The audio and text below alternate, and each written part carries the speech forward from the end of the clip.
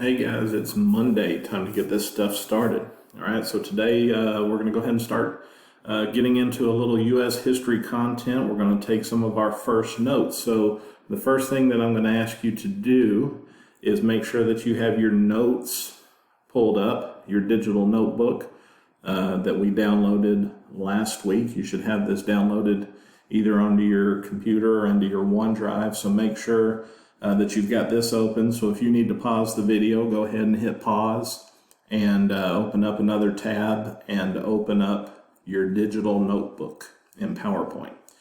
All right, so if you see mine here, I've got my name on the front of it, Coach Massey Social Studies Digital Notebook. We're going to take our notes today. We're going to be talking about reasons for European exploration. And that is going to be on slide 4 down here. These first couple of sets of notes, it's already built for you, and all you're going to have to do is fill in the blanks on this, try to make it real simple for you. So what we're going to be hitting today is this right here, seeking new trade routes, and this little portion on Spain. So we're going to be looking for these notes right here. Let's take a real quick look at them. Europeans explored to, 1, become blank, 2, to share their blank, and 3, to expand their blank. All right, we're going to be looking for those answers as we get into the note section here. And then secondly, when it comes to Spain, what were the explorer/soldiers that were sent by Spain called? And then number 2, what were they looking for? That's all we're doing today, looking for the answer to those notes, and I'm going to make sure that I point those out to you very clearly. So let me go ahead and pull up the notes for today, and I'll go ahead and blow these up for you so that it's a little bit bigger here. All right, the first thing we see here, exploration. First thing that usually comes to people's mind when we talk about exploring the New World, the first explorers to reach the Americas, this guy right here usually comes to mind. And if you don't recognize who that is, this is a painting of Christopher Columbus landing in the New World. A lot of imagery here, a lot of things that you can kind of read into this. Here is a banner representing Spain, the country that Columbus sailed for. You see he's taking a knee here, kind of indicating kind of a religious, some religious symbolism there. He's taking a knee like he's praying. You can see his ships back here. Most of us are familiar with those, the Nina, the Pinta, and the Santa Maria. So this is the guy that typically gets the credit for discovering the New World. Now, if you've studied history much at all, you know that we do believe that there were other Europeans who reached the Americas well before Columbus. And a lot of what we know about Columbus is not really all that good as far as how he treated people, both the natives and Europeans who came after him here in the New World.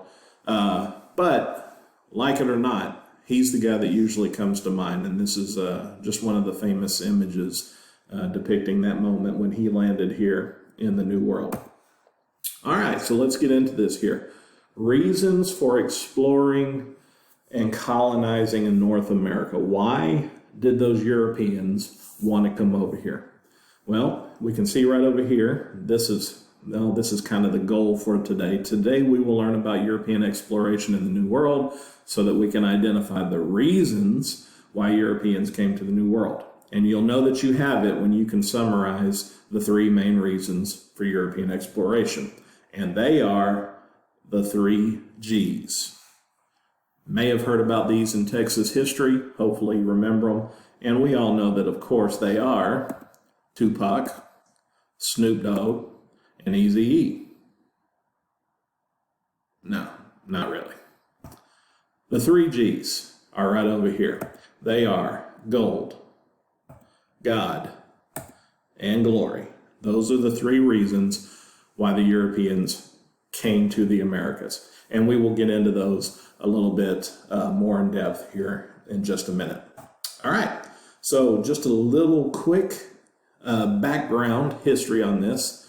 What got this whole ball rolling? Where do we trace this back to the beginning? Well, you can probably take it to this guy right here, Marco Polo. If you've ever played the game in the pool, this is who you are constantly calling out his name. Marco Polo made a trip from Europe all the way over to Asia, over here into China, where he lived for quite a while.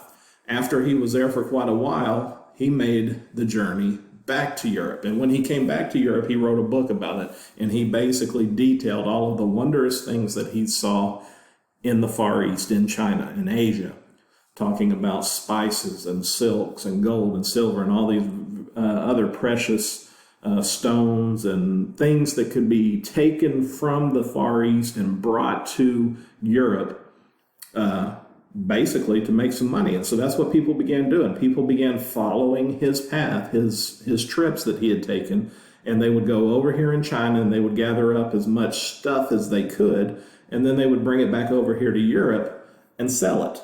And if you remember back from sixth grade world cultures, this trading path, this route here, became known as the Silk Road, because silk was one of the main things that they took out of China and brought back this direction.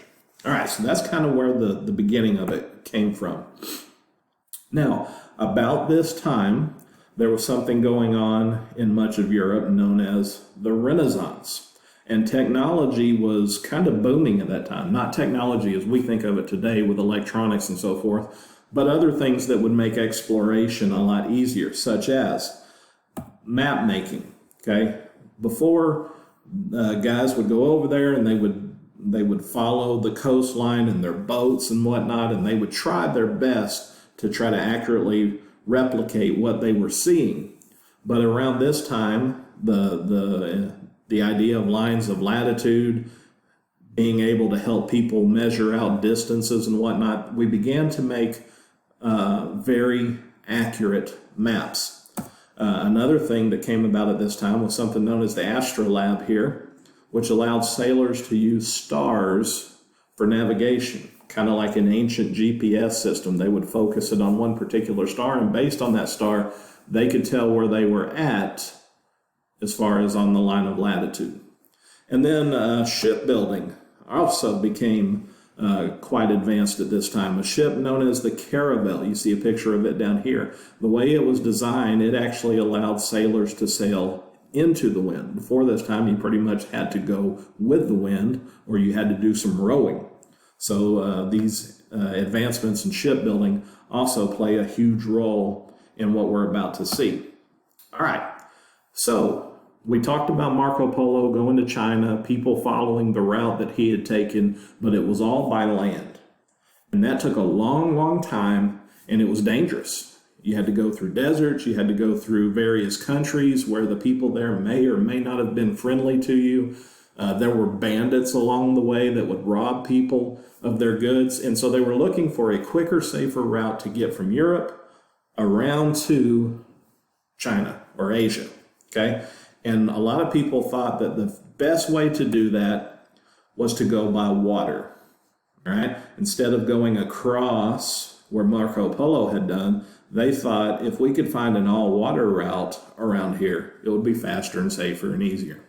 All right, so that's what Europeans began to do. They were looking for a way to get to Asia. And here were the three reasons. All right, remember we saw in our notes the three reasons why the Europeans began exploration. Here's the first one. And you may want to pause the video as we go through these so that you can go back and put them into your notes. The first reason that the Europeans explored was to become wealthier. They wanted to get gold and silver, and they wanted to take it back to their home country, give it to their home country, and in return, they were hoping that their home country would throw a little bit of that gold and silver their way. Secondly, they also wanted to spread their religion. Most of the world at this time was Christian. Most of Europe at this time was Christian, specifically Catholic, and they wanted to spread the Catholic religion to as many locations as they possibly could. And then thirdly, they wanted to expand their empires. make their countries great, get glory for their country. And basically the way that you did that was you got gold and silver, and you got as much land as you possibly could. You claimed as much land as you possibly could. That is what made your country glorious or powerful. So that's what they were after. So in your notes, those are your first three answers there. To become wealthier, to spread their religion, to expand their empires. All right. Oh, I guess I could have threw these up for you beforehand, huh? Here's the gold, wealth, here's the religion, and then to expand their empires. And here you see four of the early leaders in exploration. Portugal really took the lead. Spain came in pretty fast with Columbus. France and England also were getting in on this action. All right. Now, we're going to hit this real quickly, and there's a video for you to watch after this that'll talk a little bit about this. But basically, colonization and exploration of the New World really kicked into high gear after Columbus, quote, discovered the New World. All right. The story goes, Columbus was the only person to believe the earth was round, and that if he sailed west, he would eventually reach Asia. Yes, he did believe the earth was round, but so did a lot of other people at that time. It was not an unusual idea to think that the world was round. He did think that if he sailed west, he could possibly reach Asia, which you can. The only problem is there's a couple of continents in the way. So in 1492, Columbus sailed the ocean blue, all that good stuff. He landed on a little island called San Salvador. And the story goes that he thought he had reached the East Indies, the islands just located off the coast of China. When in actuality, he had not landed there. He had landed over here in basically the Bahamas in the Caribbean. So thinking he had reached the East Indies, he called the natives Indians. All right, that's where we get that whole concept of Indians. Later, the story would go that Columbus would realize that he actually discovered a new world. He probably knew when he got there that he had not reached the Indies. People had been to the Indies before. People had been to Asia before. They knew what those people looked like. The people that Columbus encountered when he landed here in the New World did not look like those people that they had seen before. So they probably had an assumption or an idea that they might not be where they thought they were. But since this is what he was intending to do, that's what he claimed that he had done. He had reached the Indies. All right. Now, Spain. All right. When Columbus reached the New World, Spain kind of got ahead of everybody else. And the people that the Spanish sent to the New World were soldiers. All right, they were warriors. They were conquerors. They were known as conquistadors. All right, that's another part of your notes that you're looking for. Spain sent soldiers who were known as conquistadors to the New World. And here's the second part for Spain on your notes. They were looking for land and gold. They were looking for land and riches, treasure, and so forth. Two of the most famous of those conquistadors, and we're going to talk about these guys a little bit later on, were Hernan Cortez.